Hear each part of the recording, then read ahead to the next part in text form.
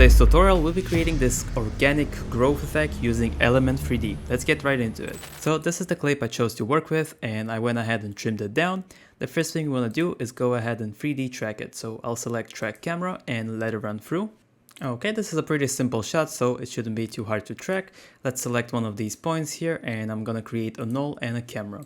Now, I do want to save a single frame from about here to use as our environment later on. So I'll just go ahead and save a JPEG here from our scene, or you can go into composition, save frame as, and render an image. Let's go ahead and create our solid, and we'll call this element, and add element to it, and go into scene setup.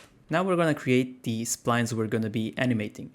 So the way we do it is we create a few cylinders, and we're going to be editing the settings here. You don't want to mess around with the scale here so it doesn't mess up your geometry and so on. So I'll just decrease the radius here, and we want to be increasing the height by a lot so we don't run out of spline in our shot. So let's set this to 35. I'll hit E for rotation, shift to snap it 90 degrees like so. Now the important part is you want the height segments to be high. Let's set this to about 80 because when we're going to be twisting them, we need high segments to have a smooth shape, and you'll see later on. Next, we're just going to create a few duplicates, so Ctrl D to duplicate this, and I'll just position them like so, pretty randomly. There's no set way of how to do this, and we'll also make some variations on our radius, so one can be thinner, one can be thicker, and so on. Okay, this is pretty good enough. Now let's add a bit of color to it. So I'll go into my physical material here, and I'll make most of them black. So I'll drop this on the group layer, and I'll just select one of these randomly to make it metal diffused. And let me choose one of the thinner ones here, and I'll drop the green light preset onto it so it has like a glow, and we'll add that later on as well. And if we scroll down to illumination here, we can change the color of the glow. I'm gonna set it to something like orange, yellowish kind of. Now next I'm going to select environment, and here's where you want to select the image you saved before.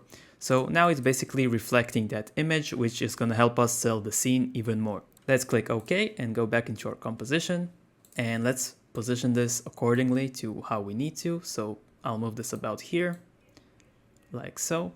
Let's see where it's starting so we can move the Z position. About here should be good enough. Alright, so far it's tracked pretty well and it's looking kind of nice. Now next we need to do the main effect, which is twisting it and making it grow. So we do this by going to the particle look, and under deform we'll go into twist and enable it, and here we're going to start twisting the Z parameters. So as you can see, we're getting this interesting kind of shape here. I'll move the rotation as well, like so. And here you can also decide how you want it to be. Now let's add the actual growth effect. So if we go into the render settings here, under camera cutoff, you can see we have far plane and near plane. And these basically define the range of the element layer. So if we up the near plane, that means when you're near the camera, it's gonna cut off. And if we scroll down the far plane here, you can see we're basically cutting off the element effect from afar, closer to the camera. So if we set a keyframe here, let's say starting here on our far plane, we can move around here, and let's have it grow about to the end. So we're getting this sort of growing effect, which actually looks quite cool. Now the only downside is it cuts off all the element effects. So if we have it in shadows, we're gonna need to adjust them manually. So for example, I'm gonna go back into my element, and I'm gonna create a plane for our floor layer to receive shadows, and I'll just scale it up to sort of match our scene, and I'll drop it onto group number 2. Let's try to match this with the floor layer here. So this should be good. Now I'll go back into my scene setup, and I'll select one of the preset materials here called matte shadow and drop it on our plane. Now if we want to add some reflections as well, we'll go into this material, and we'll just lower the glossiness a bit and up the reflectivity.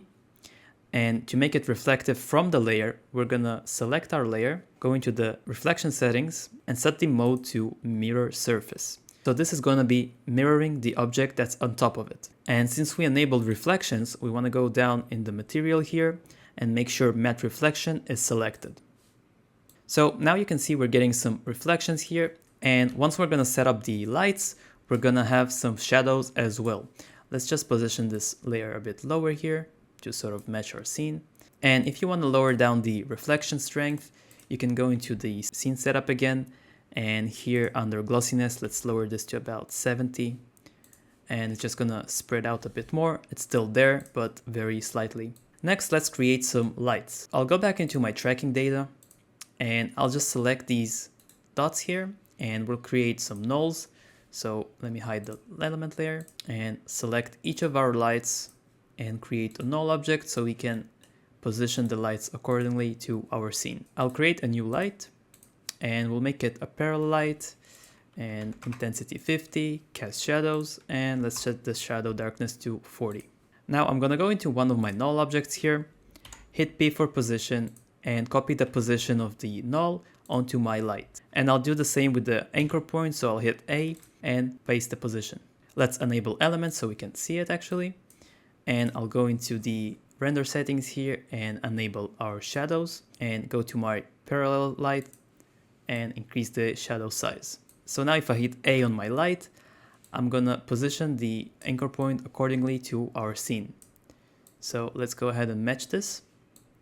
And I'll go ahead and increase the solid size here so it doesn't cut off. And basically play around with the settings of the light until it matches your scene. I'm actually gonna go into my element and up the radius of the blur. And in my light settings, I will lower the darkness to maybe 10 because we don't want it to be too dark, and up the blur even more. I'm just gonna go ahead and do this for all the lights in our scene. Alright, so once you're done setting up the lights, you might receive some artifacts from the plane like so. An easy fix is just to go into the scene setup, and under my match shadow layer, I will go into the cast shadow here and disable it, and that will get rid of the shadows created from the plane. Now we're done with these null objects, so we can go ahead and remove them. There's one annoying thing here with the plane that receives the shadow, and that is happening because we're using the camera cutoff effect. So basically we want to fade this out. And an easy way to do this is to simply duplicate the element layer. We'll call this shadow. And on my main element layer, I'll just disable the plane. And I'll go into my output and set it to shadows. So if I set the layer to multiply, I've basically created a layer which only displays our shadows in a scene. Now I'll just add a simple linear wipe to this, align this with the scene, keyframe the shadow to reveal along the lines of the spline, and feather this out. So if we go in here, you can see it fades in nicely. Maybe that's too much even, so I'll lower this.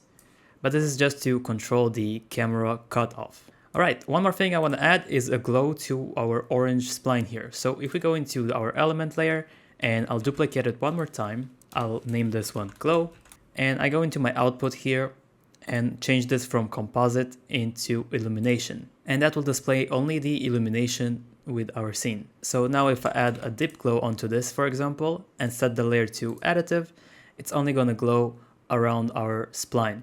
So just one more issue we are having here from the splines is we have some sort of low poly artifact, and that is due to the segments we set in the beginning. So in order to fix this, let's locate the spline. For example, I believe it is this one. By setting our height segments to, let's say, 150, hit OK, you can see we easily fixed it and it's now much smoother. Alright, so this is it for this tutorial. All that's left to do is add some nice color correction and use your creativity. Thanks for watching, and I'll see you in the next one.